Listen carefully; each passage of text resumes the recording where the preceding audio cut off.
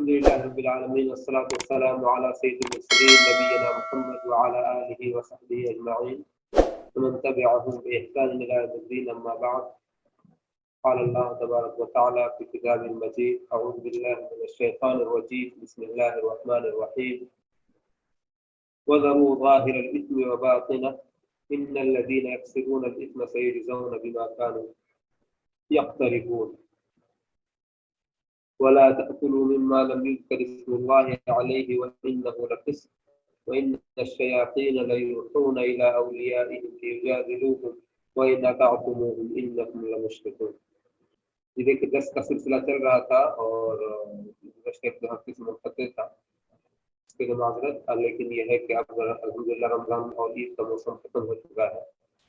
تو اب نئے سرے سے ہم لوگ اپنے درس کا آغاز کرتے ہیں الحمدللہ.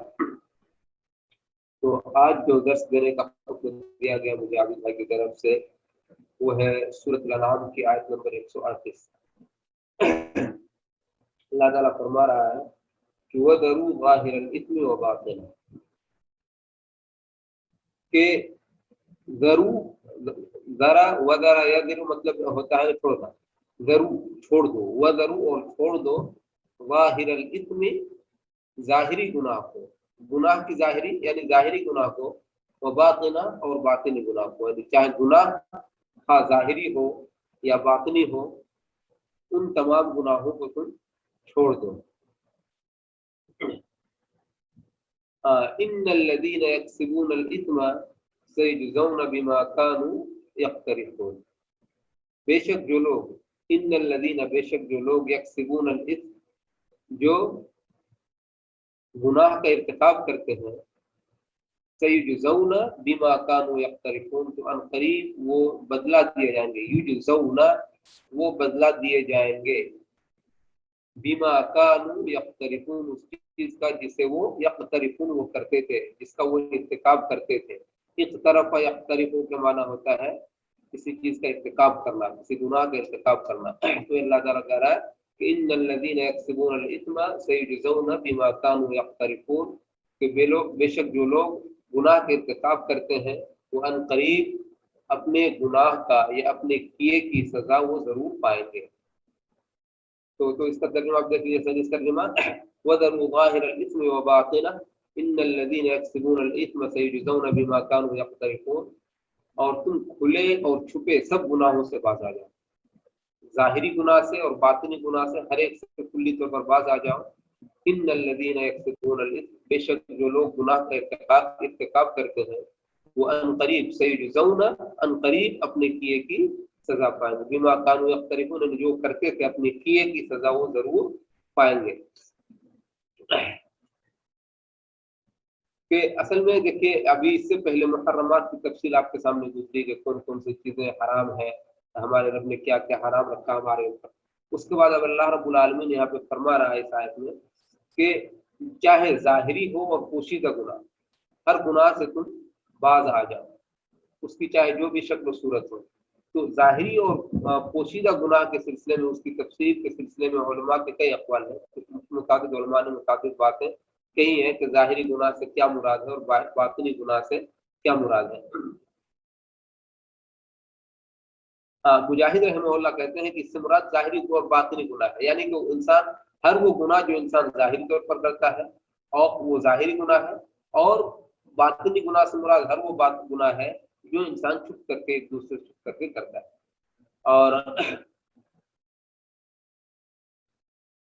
اور یہ امام سدی رحمہ اللہ وہ کہتے ہیں کہ ظاہری گناہ سے مراد طوائفوں کے ساتھ زنا کرنا اور باطن سے مراد پوشیدہ داشتاؤں کے ساتھ زنا کرنا ہے. یعنی بہت سارے لوگ کیا کرتے ہیں، ایسی عورتوں کے ساتھ اپنے تعلقات بنائے رکھتے ہیں جن کو وہ کھلے میں بیان نہیں کرتے ہیں، لوگوں کے سامنے ظاہر نہیں کرتے ہیں، اور وہ ان سے زنا کا ارتکاب کرتے ہیں اور ان سے وہ غلط کام کرتے ہیں، اللہ تعالیٰ کی نافرمانی کرتے ہیں اور لوگوں کو اسے بتاتے نہیں. اور اکرمہ رحمہ اللہ کہتے ہیں کہ ان سے مراد ان عورتوں سے شادی کرنا ہے جن سے شادی کرنا شرعاً حرام ہے، یعنی ایسی عورتوں سے نکاح انسان کرے چپکے سے جس سے شادی کرنا مطلب یہ کہ حرام ہے. یہ اس سے مراد جو ہے ظاہر سے مراد یہ ہے. اور کہ ظاہری گناہ یہ، جیسے مثلا بہت سارے مردوں کو دیکھا گیا ہے کہ ایک ساتھ دو دو بہنوں سے شادی کر کے رکھے ہوئے ہیں جبکہ شرعاً حرام اور ناجائز ہے۔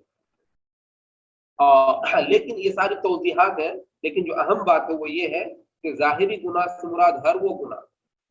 جو انسان کھلے عام کرے، اور باطنی سے مراد ہر وہ گناہ جو انسان چھپ کر کے کرے، پوشیدہ طور پر کرے۔ اور اللہ کے رسول جناب محمد رسول اللہ صلی اللہ علیہ وسلم سے پوچھا گیا کہ اللہ کے رسول گناہ کیا ہے، تو آپ نے فرمایا کہ الاثم ما حاک فی صدرک، گناہ وہ ہے جو تمہارے نفس میں، تمہارے دل میں کھٹکے، وکرہت ان یطلع علیہ الناس، اور تمہیں یہ بات ناگوار گزرے کہ لوگوں کو اس بات کے بارے میں، اس گناہ کے بارے میں، ہماری اس حرکت کے بارے میں پتہ چلے۔ اگر کہیں ایسا ہو رہا ہے تو سمجھو کہ وہی کیا ہے، گناہ ہے، اور انسان کو اس سے بچنا چاہیے، اعتراض کرنا چاہیے۔ حافظ ابن کثیر رحمہ اللہ فرماتے ہیں کہ صحیح بات یہ ہے، حقیقت میں یہ ہے کہ یہ اس آیت کا مفہوم عام ہے نا، جیسا کہ اللہ تعالیٰ نے دوسری جگہوں میں فرمایا کہ قل انما حرم ربی الفواحش ما ظہر منها وما بطن، کہ نبی آپ کہہ دیجئے کہ بے شک میرے رب نے، حرم ربی، میرے رب نے حرام قرار دیا ہے، الفواحش، فواحش کو، بے حیائی کے کام کو میرے رب نے حرام قرار دیا ہے، ما ظہر منها وما بطن، خواہ کھلم کھلا کیا جائے اس کا ارتکاب، یا اس کا ارتکاب چھپ چھپ کر کے کیا جائے، یا ظاہر اور باطن کسی بھی طریقے سے کسی بھی بے حیائی کا ارتکاب کیا جائے تو وہ حرام ہے۔ جیسے آج کل ایک موجودہ زمانے میں ایک ٹرینڈ چل رہا ہے، انسان بوائے فرینڈ کا، گرل فرینڈ کا کلچر چل رہا ہے، اور اس قدر برائی، جھٹائی کے ساتھ انسان برائی کا ارتکاب کرتا ہے کہ اس کو برا بھی نہیں سمجھتا ہے، تو اور پھر وہ کیا کہتا ہے کہ ہم چھپ چھپ کے کوئی کام نہیں کرتے ہیں۔ تو بھائی یہ تو دوہری مطلب یہ تو دوہرا گناہ ہے اس میں، کہ لا يحب اللہ الجہر بالسوء من القول الا لا يحب اللہ الجہر بالسوء، اللہ تعالیٰ جو ہے کھلے عام اجہار بالسوء کو پسند نہیں کرتا۔ ایک تو انسان گناہ کر رہا ہے، اور دوسرا مطلب علی الاعلان کر رہا ہے۔ ایک تو جو گناہ، جس گناہ کا اثر اسی تک مطلب محدود تھا، اب وہ کھلے عام اور علی الاعلان کرنے سے اس کا اثر اب دوسروں تک بھی منتقل ہو رہا ہے، اور دوسرے لوگ بھی اس گناہ میں اور برائی میں ملوث ہو رہے ہیں، تو یہ اور بڑی گناہ ہے، اور بڑا گناہ ہے۔ اس لیے انسان کو اس سے احتیاط کرنی چاہیے اور گناہوں سے بچنا چاہیے، اس لیے کہ اللہ رب العالمین نے ظاہری اور باطنی ہر قسم کے گناہ کو حرام قرار دیا ہے۔ آیت کا جو ہے جیسے ہے نا کہ امام احمد اور امام مسلم نے نواس بن سمعان رضی اللہ عنہ سے روایت کی ہے، وہ کہتے ہیں کہ میں نے رسول اللہ صلی اللہ علیہ وسلم سے گناہ کے بارے میں پوچھا تو آپ نے وہی فرمایا جو حدیث میں نے آپ کو بیان کی کہ الاثم ما حق فی صدرک، کہ گناہ وہ ہے جو تمہارے دل میں کھٹکے اور تمہیں پسند نہ ہو کہ لوگوں کو اس کی اطلاع ہو جائے۔ اگر تم سمجھتے ہو کوئی بھی حرکت کرتے ہوئے تمہیں لگے کہ یہ لوگ جان جائیں گے تو ہمیں کیا کہیں گے، تو سمجھ جاؤ کہ وہ گناہ ہے اور تمہیں اس کے ارتکاب سے باز آ جانا چاہیے۔ اب اس کے بعد اللہ رب العالمین کھانے پینے کی چیزوں کے بارے میں کہ مطلب فرما رہا ہے کہ کس قسم کی چیزوں کو کھانا چاہیے اور کن چیزوں کو نہیں کھانا چاہیے، خصوصاً مطلب ایک ذبیحہ وغیرہ کے تعلق سے، تو اللہ تعالیٰ فرما رہا ہے وَلَا تَأْكُلُوا مِمَّا لَمْ يُذْكَرِ اسْمُ اللَّهِ عَلَيْهِ وَإِنَّهُ لَفِسْقٌ، اور اس جانور ولا تأکلوا، اور تم لوگ نہ کھاؤ، اکل یاکلوا کا معنی ہوتا کھانا، لا تأکلوا تم لوگ مت کھاؤ سے فعل نہیں کا صیغہ ہے، اور تم لوگ نہ کھاؤ اس چیز کو، مما اس چیز میں سے تم لوگ نہ کھاؤ، مما لم یذکر اسم اللہ علیہ، جس کا لم یذکر اسم اللہ علیہ، جس پر اللہ تعالی کا نام نہ لیا گیا ہے، یعنی لم یذکر نہیں لیا گیا ہے، اسم اللہ اللہ کا نام علیہ اس پر، یعنی جس چیز پر اللہ کا نام نہیں لیا گیا ہے اس کو تم، اس میں سے تم نہ کھاؤ، یعنی جس جانور کا گوشت جس پر اللہ، یعنی جس جانور کو اللہ کے نام سے ذبح نہیں کیا گیا ہے اس جانور کا گوشت تم نہ کھاؤ، وَإِنَّهُ لَفِسْقٌ، اور بے شک وہ کیا ہے، فسق ہے، یعنی ایسا کرنا، ایسے جانور کا گوشت کھانا فسق و فجور میں شمار ہوتا ہے۔ وَإِنَّ الشَّيَاطِينَ لَيُوحُونَ إِلَىٰ أَوْلِيَائِهِمْ لِيُجَادِلُوكُمْ، اور بے شک شیطان جو ہے، شیاطین جو ہے وہ کیا کرتے ہیں، لَيُوحُونَ إِلَىٰ أَوْلِيَائِهِمْ، یوحون اوحا یوحی ایحاء، وحی کرنا، وسوسہ ڈالنا، دل میں بات ڈالنا، اس کو وحی کہتے ہیں۔ لَيُوحُونَ إِلَىٰ أَوْلِيَائِهِمْ، اپنے دوستوں کے دلوں میں وسوسے ڈالتے رہتے ہیں، لِيُجَادِلُوكُمْ، क्यों ऐसा करते हैं؟ ताकि वो तुमसे झगड़े, तुमसे मुजादला करें, तुमसे उलझे, तुमसे बहस व मुबाहसा करें। वइन अताअतुमूहुम इन्नकुम लमुशरिकून, और अगर तुमने उनकी इताअत की और अगर तुम उनकी बात मान लोगे तो इन्नकुम लमुशरिकून, यकीनन तुम शिर्क करने वालों में से हो जाओगे। तो देखिए यहाँ पे जो है अल्लाह रब्बुल आलमीन ने ऐसे जानवर का गोश्त खाने से मना फरमाया है जिस पर जो है अल्लाह ताला का नाम ना लिया गया हो। इस आयत के शान नुज़ूल में असहाब सुनन इब्न अब्बास रज़ियल्लाहु अन्हुमा से रवायत की है, ये जो आयत है इसके शान नुज़ूल के बारे में,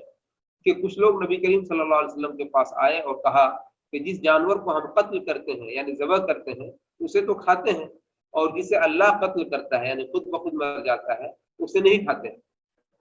तो फकुलू मिम्मा ज़ुकिर रस्मुल्लाहि अलैहि से तो अल्लाह रब्बुल आलमीन ने इस आयत को नाज़िल फरमाया। इससे पहले की जो आयत थी फकुलू मिम्मा ज़ुकिर रस्मुल्लाहि अलैहि फकुलू मिम्मा ज़ुकिर रस्मुल्लाहि अलैहि इन कुंतुम मुमिनीन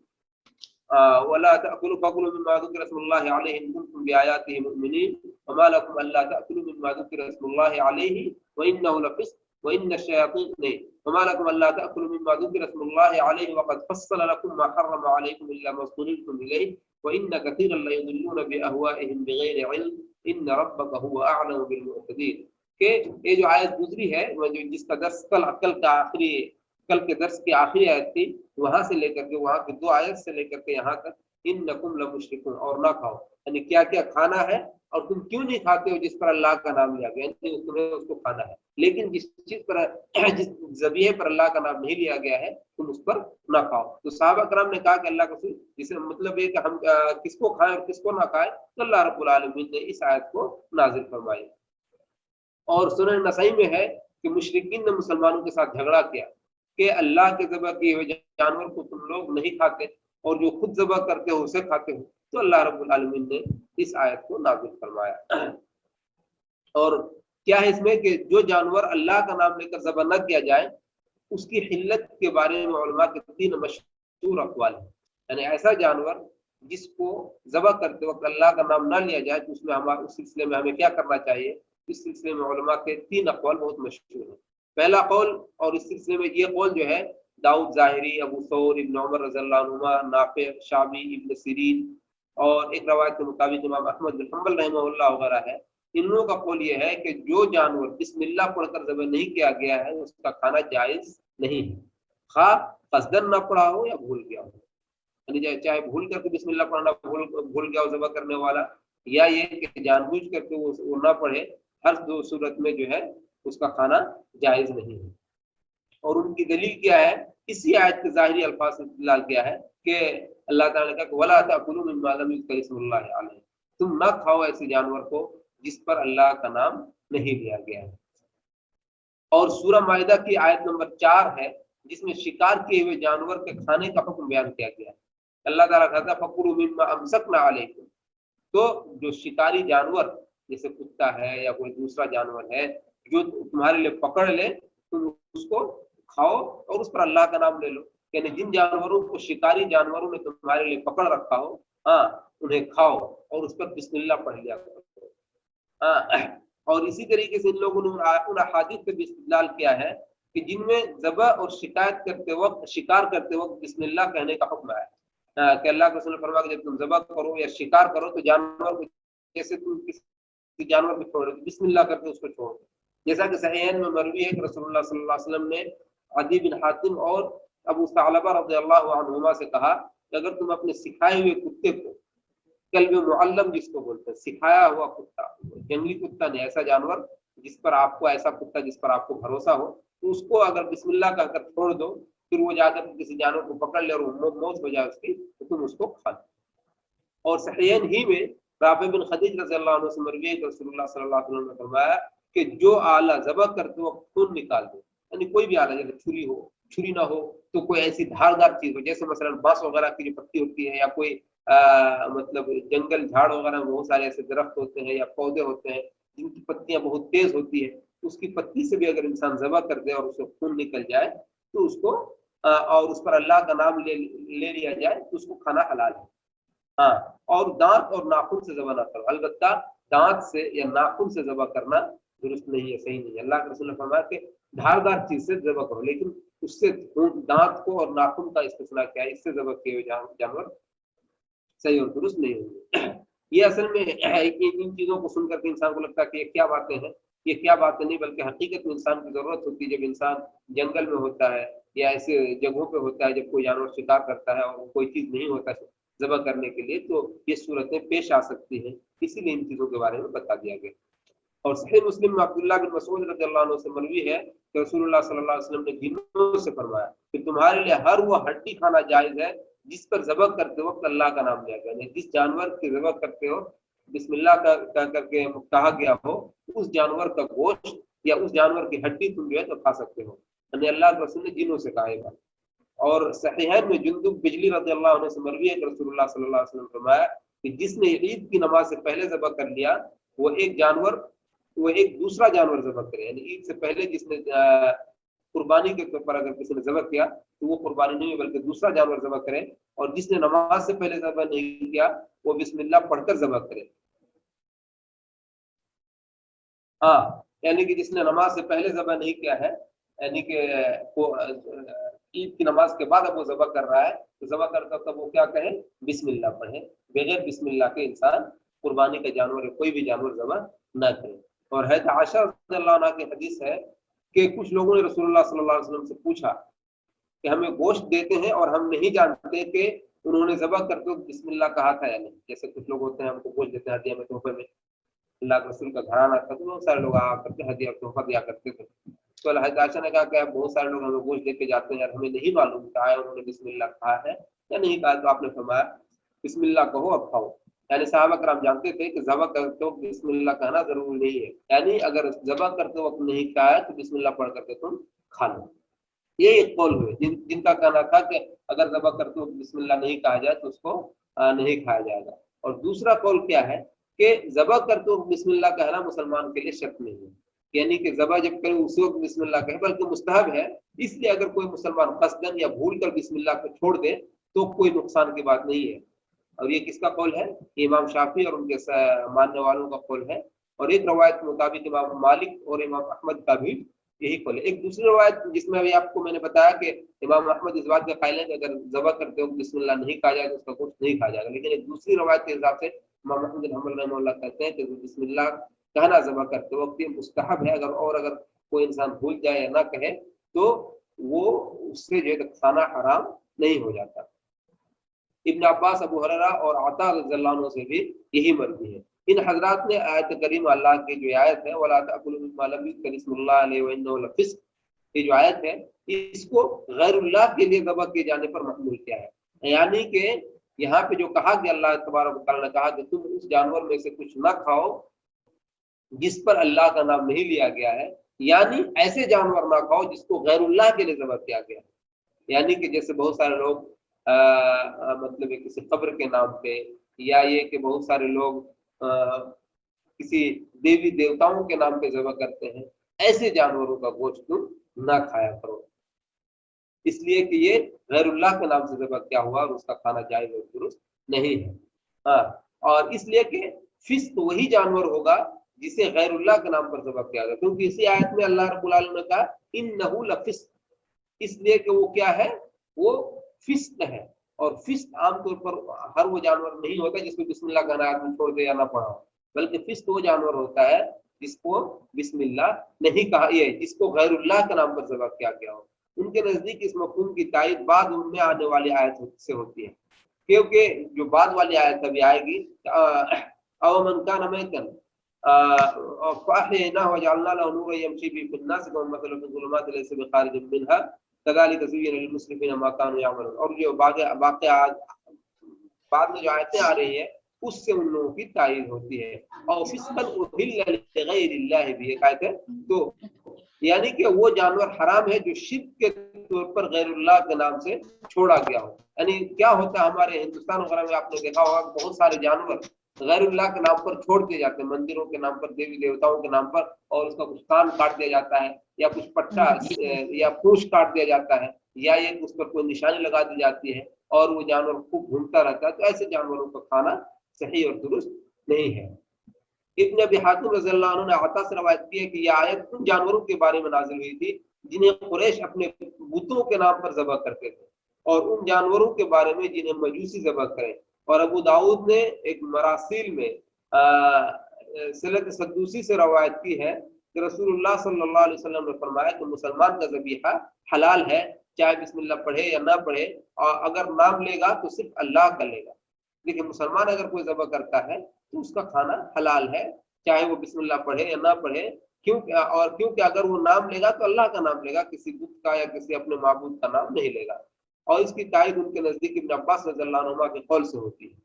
کہ جسے دارقطنی نے روایت کی ہے کہ اگر مسلمان ذبح کرے اور اللہ کا نام لے تو اسے کھا لے، اس لیے کہ مسلمان کے اندر اللہ کے ناموں میں سے ایک نام ہے،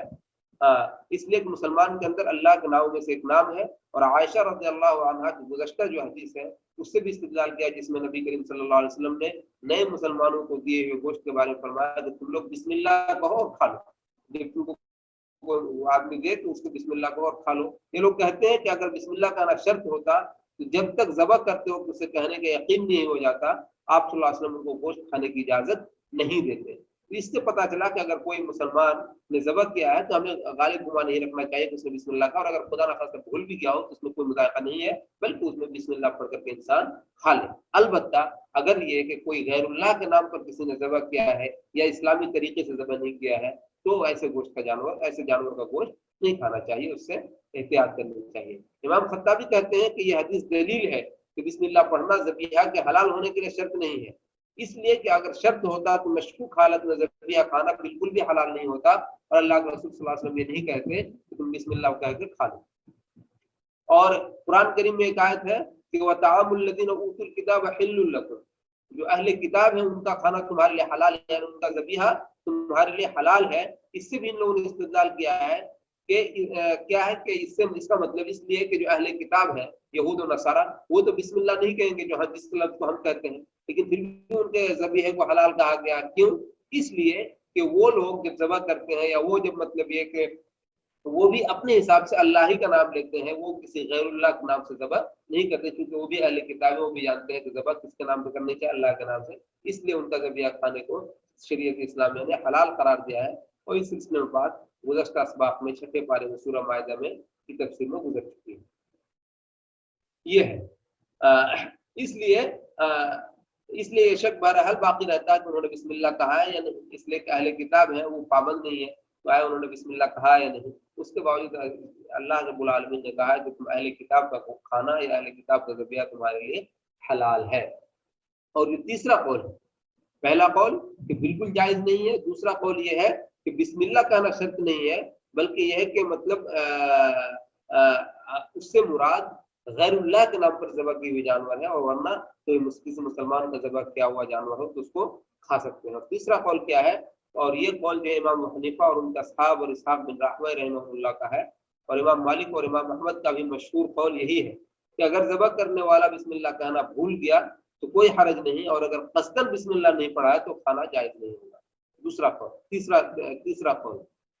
کہ اگر بھول گیا بسم اللہ کہنا تو کوئی بات نہیں، لیکن اگر قصداً یہ کہ نہیں ہم بسم اللہ نہیں پڑھیں گے تب کھانا جائز نہیں ہوگا۔ اور علی ابن عباس، سعید بن المسیب، عطا، طاؤس، حسن بصری، امام ابو مالک اور متعدد لوگوں کا یہی قول ہے کہ اگر انسان بھول گیا ہو تب تو کوئی مذائقہ کی بات نہیں ہے، لیکن اگر جان بوجھ کر بسم اللہ نہیں کہے تو پھر جائز نہیں ہوگا۔ ان حضرات نے ابن عباس رضی اللہ عنہ کی روایت سے استدلال کیا ہے، جسے بحقی نے مرفوعاً روایت کی ہے کہ مسلمان کا نام کافی ہے، اگر ذبح کرتے تو بسم اللہ کا نام بھول جائے تو اللہ کا نام لے اور کھا لے۔ لیکن صحیح ہے کہ ابن عباس رضی اللہ عنہ کا قول ہے،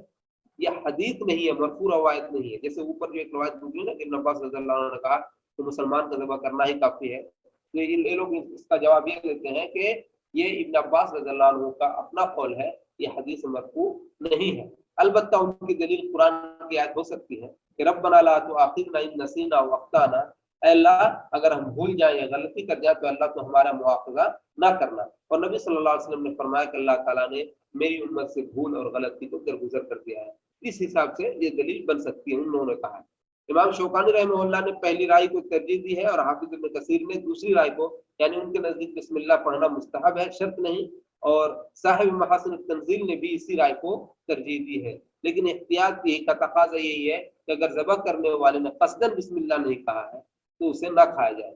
دیکھیے اس میں دو قول آ گئی کہ اگر بہتر، دیکھیے صحیح بات یہی ہے کہ بسم اللہ کہنا شرط نہیں ہے، مستحب ہے، لیکن اگر کسی نے نہیں کہا تو مطلب کھایا جا سکتا ہے۔ لیکن احتیاط کا تقاضا یہ ہے کہ اگر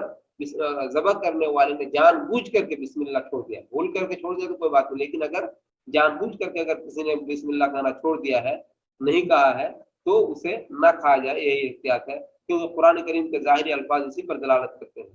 الفاظ یہ ہے کہ وَلَا تَأْكُلُوا مِمَّا لَمْ يُذْكَرِ اسْمُ اللَّهِ عَلَيْهِ، جس پر اللہ کا نام نہ لیا گیا ہو اسے تم نہ کھاؤ۔ ہاں اگر مسلمان ذبح کرنے والا بسم اللہ کہنا بھول گیا ہے تو قرآن و سنت میں موجود دلائل کے پیش نظر اس کا کھانا جائز ہوگا۔ کوئی مسلمان ذبح کرنے والا اور وہ بسم اللہ بھول گیا ہے، نہیں کہا ہے، تو جائز ہوگا، اس لیے کہ اللہ کے رسول نے کہا کہ بسم اللہ پڑھو اور تم اس کو کھا لو، جن سے ثابت ہوتا ہے کہ اللہ نے امت مسلمہ سے غلطی اور بھول چوک کو درگزر کر دیا ہے۔ اور یہ جو قرآن کریم میں آیا ہے کہ اہل کتاب کا ذبیحہ کھانا حلال ہے، تو یہ الگ حکم ہے جسے مسلمان کے ذبیحہ کے ساتھ خلط ملط کرنا صحیح اور درست نہیں ہے۔ یعنی کہ وہ ایک الگ حکم ہے کہ اہل کتاب کیونکہ مطلب اہل کتاب ہیں اور ان پر بھی اللہ رب العالمین نے قرآن کتاب نازل کی ہے اور وہ بھی کسی حد تک اللہ کو مانتے ہیں، اس لیے ان کا ذبیحہ ہمارے لیے حلال ہے۔ اس کے بعد اللہ تعالیٰ فرما رہا ہے او من کان میتا فاحییناہ وجعلنا له نورا یمشی به فی الناس کمن مثله فی الظلمات لیس بخارج منها كذلك زین للکافرین ما كانوا یعملون۔ او من کان میتا، کیا جو شخص مردہ تھا، او کیا من کان میتا جو شخص کیا تھا مردہ تھا، فاحییناہ تو پھر ہم نے اسے کیا کیا زندہ کیا، وجعلنا له نورا اور ہم نے اس کے لیے کیا کیا ایک نور مہیا کر دیا، یمشی بھی فی الناس جس کی مدد سے وہ لوگوں میں چلتا ہے، لوگوں کے درمیان چلتا پھرتا ہے۔ کیا یہ آدمی اس شخص کی طرح ہو سکتا ہے کمم مثلہ فی الظلمات کہ جو تاریکیوں میں گرا ہوا ہے، ایک شخص کے لیے ہم نے نور دیا، روشنی دیا، وہ روشنی کی وجہ سے لوگوں کے درمیان چلتا پھرتا ہے، اس کے مقابلے میں ایک اور شخص ہے جو کیا ہے، جو لوگ بالکل تاریکیوں سے چاروں طرف سے گھرا ہوا ہے اور اس سے نکل ہی نہیں سکتا ہے، تو کیا ایسا آدمی اس آدمی کی طرح ہو سکتا ہے؟ کذالک زین للکافرین ما کانوا یعملون، کافروں کے اعمال ان کے لیے اسی طرح خوشنما بنا دیے جاتے ہیں۔ جو کافر ہیں، جو کفار ہیں، جو کفر کرتے ہیں، وہ کیا کرتے ہیں، اسی طریقے سے اپنے اعمال میں وہ خوش رہتے ہیں جو تاریکی میں گھرے ہوئے شخص کی طرح سے، حالانکہ روشنی اور تاریکی والا کبھی بھی برابر نہیں ہو سکتا۔ تو کیا جو شخص مردہ تھا، کیا تھا مردہ تھا، او من کان میتا کیا جو شخص مردہ تھا، فاحییناہ تو پھر ہم نے اس کو زندہ کیا، وجعلنا له نورا یمشی به فی الناس اور ہم نے اس کے لیے نور مہیا کر دی، نور روشنی دے دی جس کی بنیاد پر وہ کیا کرتا ہے، لوگوں میں چلتا پھرتا ہے۔ کمم مثلہ کیا وہ شخص اس کی طرح ہو سکتا ہے، فی الظلمات جو شخص روشنی تاریکی میں ہے، اندھیرے میں ہے، لیس بخارج منها اور وہ اس سے نکل نہیں سکتا۔ کذالک زین للکافرین ما کانوا یعملون اور کافروں کے لیے اسی طرح ان کے اعمال ہم کیا کرتے ہیں، خوشنما بنا دیتے ہیں۔ دیکھیے اس آیت میں اللہ تبارک و تعالیٰ نے مومن اور کافر کی ایک مثال بیان کی ہے۔ مومن کیسا ہوتا ہے، وہ روشنی میں ہوتا ہے، اور مقصود یہ ہے کہ مومنوں کو کافروں کی اتباع سے نفرت دلائے، کہ ایسا نہ ہو کہ مومن کافروں کی چڑک بھڑک یا یہ کہ ان کی شان و شوکت اور ان کی مال و دولت اور ملکوں میں ان کا گھومنا پھرنا، ان ساری چیزوں کو دیکھ کر کے احساس کمتری کا شکار ہو جائے اور یہ سوچے کہ دیکھو اللہ رب العالمین نے کو کتنا کیا ہے۔ تو اللہ تعالیٰ نے اس آیت کے اندر اسی چیز کی مثال بیان کرتے ہوئے فرمایا ہے کہ دیکھو حقیقت میں وہ جو ان کی دولت ہے یا ان کی جو مطلب یہ کہ اپنی شان و شوکت ہے، یہ سب چند روزہ ہے، لیکن حقیقت یہ ہے کہ وہ ان کا دل تاریکیوں میں ڈوبا ہوا ہے، وہ بالکل تاریکیوں میں چاروں طرف سے گھرا ہوا ہے اور اس کے پاس ہدایت نام کی کوئی چیز نہیں ہے، اور وہ تمہاری طرح ہدایت یافتہ نہیں، ان کے پاس ایمان کی روشنی نہیں ہے، علم کی روشنی نہیں ہے، قرآن کی روشنی نہیں ہے، جس سے وہ محروم ہے۔ اس لیے تمہیں ان سے مرغوب ہونے کی ضرورت نہیں ہے، اور یہ ہے کہ ان سے تمہیں خوش ہونے کی یا یہ کہ ان کی چیزوں سے تمہیں مطلب رشک بھری نگاہوں سے دیکھنے کی ضرورت نہیں ہے، بلکہ تمہیں اپنے اوپر ایک اعتماد ہونی چاہیے اور تمہیں یقین ہونا چاہیے کہ اللہ رب العالمین نے جو نعمت ہمیں عطا کی ہے وہ تمام نعمتوں سے بڑھ کر ہے۔ اسی لیے اللہ تعالیٰ یہ اس آیت کا مقصود ہے۔ انسان کفر و ضلالت میں بھٹک رہا تھا، اور کافر کی ایک مثال بیان کی ہے، اور کہ انسان جو ہے کفر و ضلالت میں بھٹک رہا تھا، یعنی جو عام انسان، اللہ رب العالمین نے فرمایا کہ او من کان میتا، کہ انسان جو مردہ تھا، مردہ سے مراد کفر و ضلالت میں ڈوبا ہوا ہونا انسان کا۔ جب انسان کا دل مردہ ہو، انسان مطلب کفر میں اور ضلالت میں اور تاریکی میں بھٹکا ہوا ہو، تو ایک طرح سے وہ مردہ ہی ہے۔ اسی کو اللہ نے کہا کہ پھر ہم نے اس کو زندہ کیا، یعنی مومن کی مثال بتایا، اور دوبارہ ہم نے اس کو نور اور روشنی عطا فرمائی، تو گویا کہ اس کو زندہ کرنا، اس کے دل کو ہم نے کیا کر دیا، زندہ کر دیا۔ اسی کی مثال فرمایا کہ فَأَحْيَيْنَاهُ وَجَعَلْنَا لَهُ نُورًا، اور گویا کہ وہ مردہ تھا تو اللہ نے اس کے دل کو ایمان کے ذریعے دوبارہ زندہ کر دیا اور وہ مومن بن گیا۔ لیکن جسے اللہ ایمان کی توفیق نہیں دیتا، وہ کفر و شرک کی تاریکیوں میں کیا ہوتا ہے، بھٹکتا رہتا ہے۔ ایسا شخص کفر کی اور شرک کی تاریکیوں میں بھٹکتا رہتا ہے، اور گویا وہ زندہ ہوتے ہوئے بھی مردہ ہوتا ہے، کیونکہ اصل زندگی ایمان کی زندگی ہے۔ اور اللہ رب العالمین نے قرآن کریم کو متعدد آیات میں ایمان کو زندگی اور روشنی سے، اور کفر کو موت اور تاریکی سے تعبیر کیا ہے، اور اس کو بتایا ہے کہ ایمان جو ہے حقیقت میں زندگی ہے، کیونکہ یہ انسان کے دل کو زندہ رکھتی ہے، اور اس کی وجہ سے انسان اللہ رب العالمین کی معرفت سے ہمکنار ہوتا ہے، اسے دنیا کی حقیقت سے واقفیت اور آگاہی ہوتی ہے۔ اور اس کے مقابلے میں ایک شخص جو کفر کی تاریکیوں میں، شرک کی تاریکیوں میں تابکوئیاں مارتا رہتا ہے، اسے دنیا کی حقیقت اور آخرت کے مطلب یہ ہے کہ حقیقت کے بارے میں کچھ بھی علم نہیں ہوتا، اگرچہ وہ دنیا کے اندر لکھ پتی ہو، کروڑ پتی ہو، اور یہ ہے کہ دنیا کے ناز و نعمت سے وہ مطلب ہے کہ اپنے آپ کو مستفید کر رہا ہو، لیکن حقیقت میں وہ تاریکی میں اور گمراہیوں میں بھٹکا ہوا انسان ہے۔ اور اسی طرح پھر اللہ تعالیٰ فرماتا ہے وَكَذَلِكَ جَعَلْنَا فِي كُلِّ قَرْيَةٍ أَكَابِرَ مُجْرِمِيهَا لِيَمْكُرُوا فِيهَا وَمَا يَمْكُرُونَ إِلَّا بِأَنفُسِهِمْ وَمَا يَشْعُرُونَ۔ اور اسی طرح وَكَذَلِكَ جَعَلْنَا، اور اسی طرح ہم نے بنایا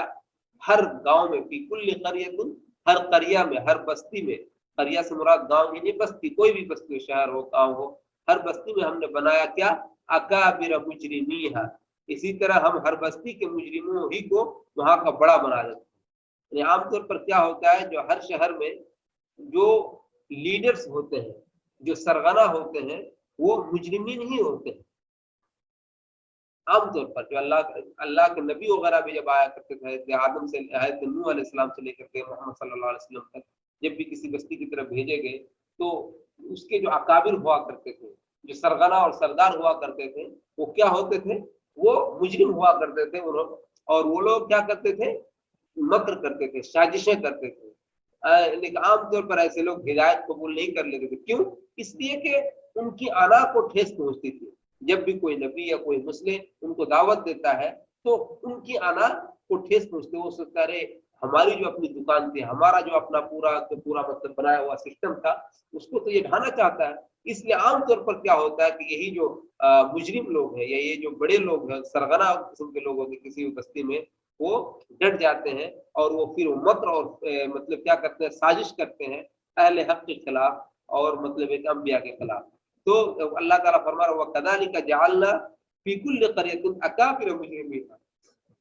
اور اسی طرح ہم ہر بستی کے مجرموں کو ہی وہاں کا بڑا بنا دیتے ہیں، تاکہ اس میں اللہ کے دین کے خلاف سازشیں کریں، تاکہ ایسے لوگ اس شہر کے اندر رہ کر کے، اس شہر میں یا اس بستی میں اللہ کے دین کے خلاف کیا کریں، سازشیں کریں اور مکر و فریب کریں، اور ان کو مطلب یہ ہے کہ تکلیف پہنچائیں۔ لیکن پھر اللہ تعالیٰ فرما رہا ہے وَمَا يَمْكُرُونَ إِلَّا بِأَنفُسِهِمْ وَمَا يَشْعُرُونَ، لیکن حقیقت یہ ہے کہ یہ لوگ جو بھی مکر کرتے ہیں یا جو بھی سازشیں کرتے ہیں، ان کی یہ سازشیں خود انہی کے خلاف پڑتی ہیں۔ یہ جو مکر کرتے ہیں، سازش کرتے ہیں نبیوں کے خلاف، اور غلاتے ہیں لوگوں کو، اور ان کے خلاف مطلب یہ ہے کہ بیان بازی کرتے ہیں اور ان کی دعوت کو قبول نہیں کرتے ہیں، پھر ایک دن کیا ہوتا ہے، بہت سارے لوگ نبی کی دعوت کو یا مسلح کی دعوت کو یا اہل حق کی دعوت کو قبول کرتے چلے جاتے ہیں، اس لیے اس کے اندر تاثیر ہوتی ہے، وہ حق ہوتی ہے جو دل تک پہنچتی ہے، اور پھر یہ مجرمین، بڑے بڑے مجرمین یا بڑے بڑے سرغنہ اور سردار قسم کے جو لوگ ہیں، پھر وہ دھیرے دھیرے ان کی دعوت سے لوگ دور ہو جاتے ہیں، اور پھر ایک دن ایسا آتا ہے کہ وہ ذلیل و خوار و رسوا ہو جاتے ہیں۔ تو گویا کہ ان کا یہ مکر اور ان کی یہ سازش خود ان کے خلاف چلی جاتی ہے، لیکن انہیں ان کا وما یمکرون الا بانفسہم، اور یہ اپنے نفس کے خلافی سازشیں کرتے ہیں حقیقت میں، وما یشعرون، لیکن ان کا اس چیز کو انہیں اس کا شعور نہیں ہوتا، احساس نہیں ہوتا ہے کہ ہم جو کچھ کر رہے ہیں یہ ایک دن ہمارے ہی خلاف آنے والا ہے۔ اور دیکھیے یہ آیت جو ہے اصل میں اس آیت کے ذریعے اللہ رب العالمین نے اپنے نبی جناب محمد رسول اللہ صلی اللہ علیہ وسلم کو تسلی دی ہے کہ جس طرح ہم نے مکہ میں کچھ بڑے بڑے مجرمین پیدا کیے ہیں جو اپنے پیروکاروں کو دھوکہ دیتے ہیں اور آپ کے خلاف سازش کرتے ہیں، اور وہ دھوکہ دینے کے لیے باطل کو بنا سنوار کر کے پیش کرتے ہیں، اپنے مجرمین کو، اپنے پیروکاروں کو یہ دھوکہ دیتے ہیں کہ دیکھو یہ محمد یا جو یہ نبی جو بھی کہہ رہا ہے کہ یہ صحیح اور درست نہیں ہے، بلکہ ہماری جو دین ہے باپ دادا کا دین ہے، اس کو یہ ڈھانے کے لیے آیا ہے، اس کو ختم کرنے کے لیے آیا ہے۔ اس طریقے سے وہ باطل کو، یعنی جو باپ دادا کا جو دین ہے اس کو اس طرح سے بنا سنوار کر کے پیش کرتا ہے کہ انسان جذباتی طور پر اس سے لگ جاتا ہے، حالانکہ اس کے وہ کھوکھلا، وہ چیز کھوکھلی ہوتی ہے، اس کے اندر کوئی حقانیت نہیں ہوتی، لیکن پھر بھی اس طرح سے بنا سنوار کر کے پیش کرتا ہے کہ وہ لوگ اس کو اس کے فریب میں آ جائے اور جذبات میں آ جائے کرے ہاں یہ صحیح بات ہے، اس کا مطلب ہمارے باپ دادا جو اتنے دنوں سے کرتے آ رہے تھے وہ سب غلط تھے، اور ہم اتنے دنوں سے ان چیزوں کو پوچھتے آ رہے ہیں سب غلط ہے۔ یعنی اس طرح سے جذباتی انداز میں لوگ ایک دوسرے کو اپنے دام فریب میں پھنسانے کی کوشش کرتے ہیں اور اپنے باطل کو خوشنما اور مزین بنا کر کے لوگوں کے سامنے پیش کرنے کی کوشش کرتے ہیں، اور حق بات کو وہ چھپاتے ہیں۔ تو اللہ رب العالمین نے کہا کہ اے نبی، یہ جو لوگ جو کر رہے ہیں مکہ کے کافرین اور مکہ کے سرغنہ، یہ ایسا نہیں ہے کہ یہ پہلی مرتبہ ہے، بلکہ اسی طرح آپ سے پہلے بھی ہر اس بستی میں جس کی ہدایت کے لیے اللہ نے کسی نبی کو بھیجا کچھ بڑے مجرمین پیدا کیے۔ اور یہ دیکھیے سنت ہے، اصل کسی بھی مشن کی کامیابی کے لیے جب تک اس کے مخالفین نہیں ہوتے تو وہ مشن عام طور پر سست روی کا شکار رہتی ہے، لیکن جب مخالفین ہوتے ہیں تو انسان کے اندر ایک جوش آتا ہے، ایک جذبہ ہوتا ہے، محنت کرتا ہے، اللہ سے دعائیں کرتا ہے کہ اللہ تو ہمیں کامیاب کر، اور پھر جو ہے اور جو لوگ مکر کر رہے ہیں، جو لوگ چال چلنے رہے ہیں، سازش کر رہے ہیں، ان کے اے اللہ تو ان کو تہوبالا کر دے، اور اس طریقے سے وہ اپنے مشن میں مزید مضبوطی کے ساتھ لگتا ہے، اور پھر اس کا نتیجہ کیا ہوتا ہے کہ وہ ایک دن اور مضبوط بن کر کے اور نکھر کر کے پھر اس کا جو مشن ہے وہ سامنے آتا ہے، اور پھر تمام کے تمام لوگ اس کی دعوت کو خوشی خوشی قبول کرتے ہیں۔ تو یہ اسلام کی یا کسی بھی دین کے حقانیت کی یہ دلیل ہے۔ تو اللہ تعالیٰ فرما رہا ہے کہ یہ اے نبی، یہ لوگ یہ جو کر رہے ہیں یہ صرف آپ کی وجہ سے نہیں تھا، بلکہ اس سے پہلے ہم نے جہاں جہاں بھی کوئی نبی بھیجا تو وہاں کچھ بڑے مجرمین پیدا کیے جنہوں نے حق کا انکار کیا اور باطل کو خوش رنگ بنا کر کے عام لوگوں کے سامنے پیش کیا، اور انہیں دھوکے میں ڈال کر نبی کے اتباع سے روکے رکھا، اور اس طریقے سے ان کا کام چلتا رہا اور ہمارا بھی کام چلتا رہا، حق کی دعوت پھیلتی رہی، اور پھر ایک دن یہ آیا کہ وہ کافر یا وہ مجرمین جو اپنے آپ کو سماج کا بڑا سردار اور سرغنہ سمجھتے تھے وہ منہ کی کھائے اور وہ ذلیل و خوار اور رسوا ہو کر کے اپنے آپ پیچھے ہٹ گئے۔ یہ ہے امام ابن کثیر رحمہ اللہ کہتے ہیں کہ مکر سے مراد یہی ہے کہ ان کے مجرمین نے اپنے ماننے والوں کو چکنی چپڑی باتوں کے ذریعے گمراہی کی دعوت دی، یعنی یمکرون، یعنی وہ مکر کرتے ہیں، سازش کرتے ہیں۔ تو سازش سے کیا مراد ہے؟ تو امام ابن کثیر رحمہ اللہ فرماتے ہیں اس کا مراد یہ ہے کہ وہ لوگ کیا کرتے ہیں، اپنے جو متبعین ہیں، اپنے ماننے والے ہیں، ان کو بہت میٹھی میٹھی بات کر کے، جذباتی بات کر کے اور اچھی طریقے سے ان کو اپنے فیور میں کرنے کے لیے وہ پیار سے بات کر کر کے لوگوں کو نبیوں کے اور اہل حق کے خلاف ابھارتے ہیں، اور انبیاء اور رسول کو آزمائشوں میں مبتلا کیا ان لوگوں نے، لیکن بالآخر حقیقت کیا ہوا کہ انبیاء کو اللہ کی نصرت حاصل ہوئی اور ان مجرموں کی جو سازش تھی وہ سازش دھری کے دھری رہ گئی۔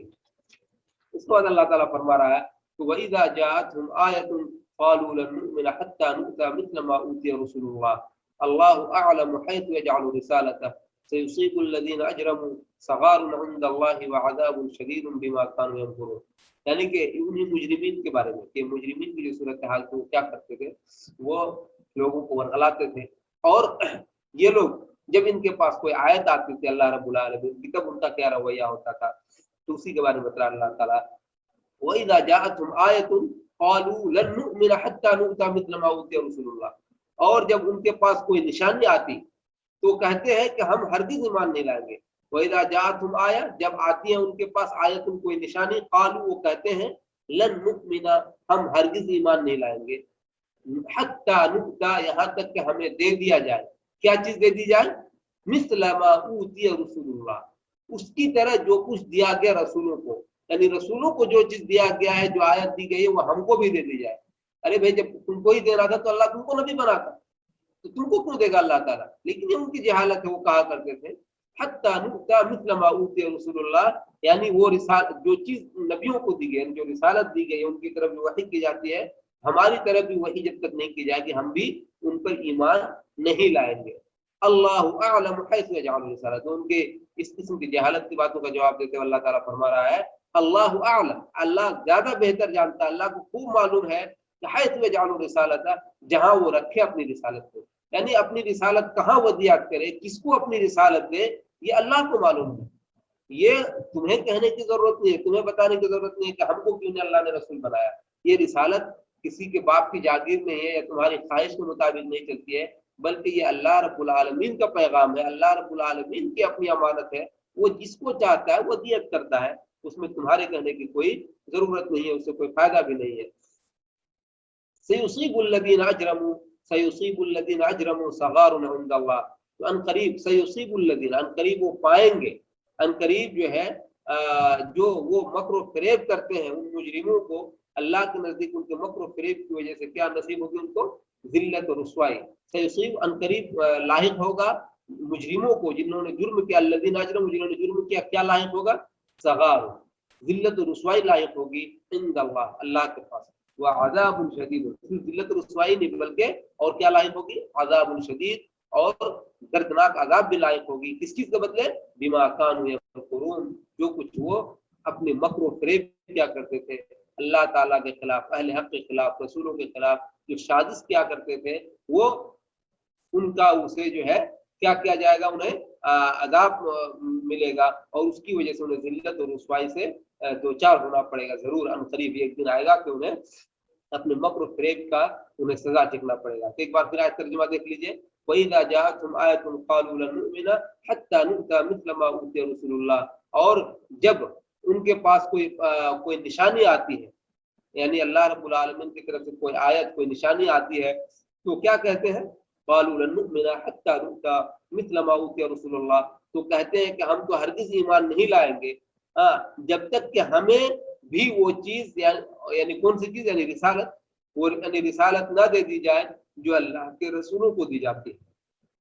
यानी जो रसूलों को जो पैगाम या रिसालत दी गई है, वो पैगाम अगर जब तक हमको नहीं दी जाएगी तब तक हम भी ईमान नहीं लाएंगे। तो अल्लाह ताला फिर कह रहा उसके जवाब में अल्लाहु अअलम कैसे यजअलु रिसालता, अल्लाह ताला को खूब मालूम है कि वो अपनी रिसालत कहाँ वदियत करे, किसको दे, कहाँ रखे।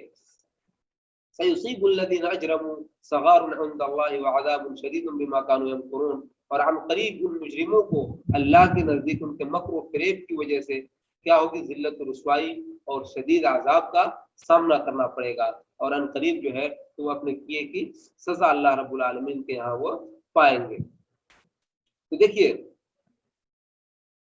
तो ये जो आयत है, ये जो बात है कि वो कहते थे कि जब कोई निशानी लायक हो, जब कोई निशानी आती अल्लाह ताला की, तो वो कहते कि हमको भी उस तरह की निशानी आ जाए। तो पहले की उम्मतों में भी कहा, और खुद जब अल्लाह के रसूल जनाब रसूलुल्लाह सल्लल्लाहु अलैहि वसल्लम ने मक्का में अपनी दावत पहुंचाई और लोगों के सामने अपनी बात रखी, उन लोगों ने मक्का में भी लोगों ने इसी तरह की हरकत की। चुनांचे वलीद बिन मुगीरा, उसके बारे में आता है कि उसने रसूलुल्लाह सल्लल्लाहु अलैहि वसल्लम से कहा कि अगर नबूवत सच्ची होती तो उसका हकदार मैं होता। वो अपने आप को इस कदर बड़ा समझता था कि उसने कहा कि अगर ये नबूवत सच्ची होती तो इसका हकीकी हकदार मैं होता। क्यों? इसलिए कि मैं तुमसे बड़ा हूँ, मैं उम्र में बड़ा हूँ और ज्यादा मालदार हूँ, तो ये नबूवत और रिसालत हमें मिलनी चाहिए। इसलिए वो लोग क्या कहा करते थे कि जब तक हमें वो चीज नहीं मिल जाएगी हम तुम्हारी बात नहीं मानेंगे। इसी तरह अबू जहल के बारे में बात है, वो क्या कहते, उसने कहा कि अल्लाह की कसम हम ना उसको मानेंगे और ना उसकी इत्तिबा करेंगे, इल्ला कि हम पर भी वही नाजिल हो जैसे मोहम्मद पर नाजिल होती है। यानी उन्होंने अपने बाप की जागीर समझा के ये हम पर क्यों नहीं नाजिल हुआ, हम यहाँ पे बड़े हैं, ہم سردار ہیں، ہم اہل مکہ میں ہماری بات چلتی ہے، اور ہم کو چھوڑ کر کے ایک یتیم اور مسکین کے گھر وہ رسالت آ گئی، کہ کیسے ہو سکتا ہے؟ تو یہ ہے اللہ تعالیٰ نے ایسے ہی لوگوں کی تردید کی اور فرمایا کہ نور نبوت، یہ رسالت جو ہے، اس سے اللہ تعالیٰ ہر کسی کو سرفراز نہیں کرتا، بلکہ اللہ تعالیٰ جانتا ہے کہ کون شخص نبوت اور رسالت کا مستحق ہے اور کون جو ہے اس کا اہل ہے، اور اس کی امانت کی حفاظت کون کر سکتا ہے، اور جو اس کا اہل ہوتا ہے، جو اس امانت کی حفاظت کر سکتا ہے، اللہ رب العالمین اسی کو نبوت اور رسالت سے سرفراز فرماتا ہے۔ اسی طریقے سے مسند احمد اور صحیح مسلم میں واصلہ بن الاسقر رضی اللہ عنہ سے مروی ہے کہ رسول اللہ صلی اللہ علیہ وسلم نے فرمایا کہ اللہ تعالیٰ نے آپ کو پہلے اولاد ابراہیم سے چنا، پھر بنی اسرائیل سے، پھر کنانا سے، پھر قریش سے، پھر بنو ہاشم سے۔ یعنی اللہ کے رسول صلی اللہ علیہ وسلم کی اگر سلسلہ نسب آپ دیکھیں گے تو سب سے پہلے تو آپ ابراہیم کی اولاد ہیں، ابراہیم کی اولاد میں بھی بہت سارے اولاد ہیں، تو اس سے پھر بنی اسرائیل سے پھر کنانا، اور کنانا سے پھر قریش، اور قریش میں سے بھی جو بنی ہاشم ہے، جو مطلب یہ ہے کہ سب سے بہترین طبقہ مانا جاتا تھا، جو سرداروں کا طبقہ تھا، اس میں سے اللہ کے رسول صلی اللہ علیہ وسلم کو چنا ہے۔ اس لیے آپ کو یہ ان لوگوں کی باتوں سے مطلب ہے کہ یہ ہونے کی ضرورت نہیں ہے خار کھانے کی یا ان سے افسوس کرنے کی کہ یہ مالدار ہے، بلکہ آپ اپنے خاندان حسب و نسب اور سرداری ہر اعتبار سے افضل ہیں، اور اللہ نے آپ کو اس نبوت اور رسالت کا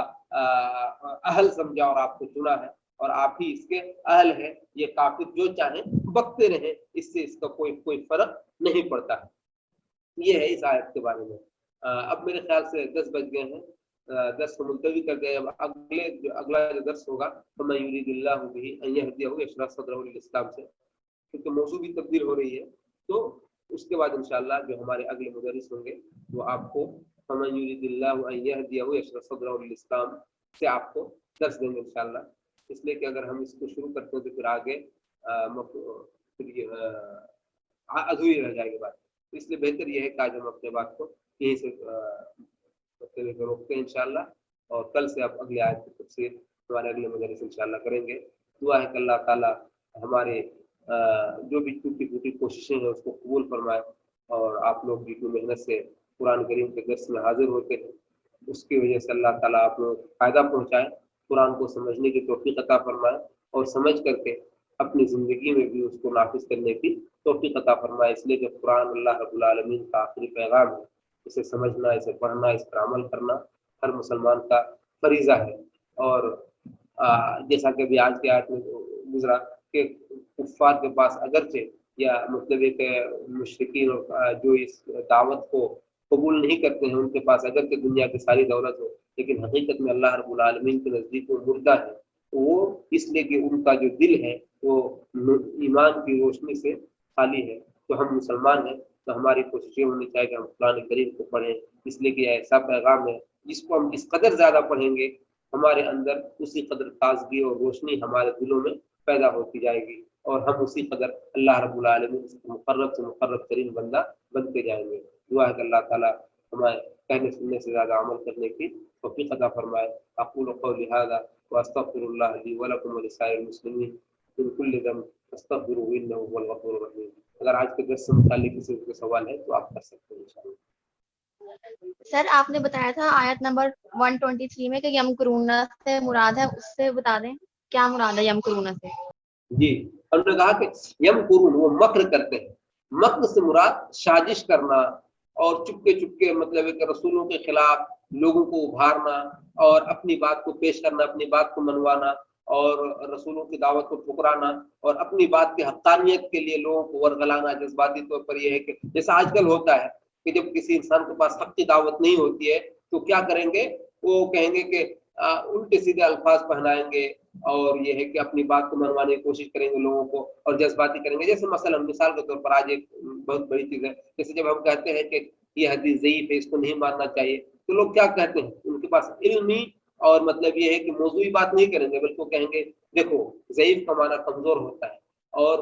اگر کسی انسان کا باپ کمزور ہو جائے تو کیا تم اس کو چھوڑ دو گے؟ بڑھاپے میں تمہارا باپ کمزور ہو جائے تو اس کو چھوڑ دو گے؟ اسی طریقے سے حدیث اگرچہ ضعیف ہے تو کیا ہوا، ہم کیوں نہیں مانیں گے؟ حدیث تو حدیث ہے، یعنی یہ جہالت ہے۔ تو اس طریقے سے وہ کیا کرتے ہیں، انسان دوسروں کو سازش میں اپنی سازش میں پھنساتے ہیں۔ جائے کہ اپنی جہالت کو دور کریں اور جو نبی جو بات کہہ رہے ہیں، اہل حق جو بات کہہ رہے ہیں، اس بات کو مان لیں. اور حقیقت میں حدیث ضعیف سے کیا مراد ہے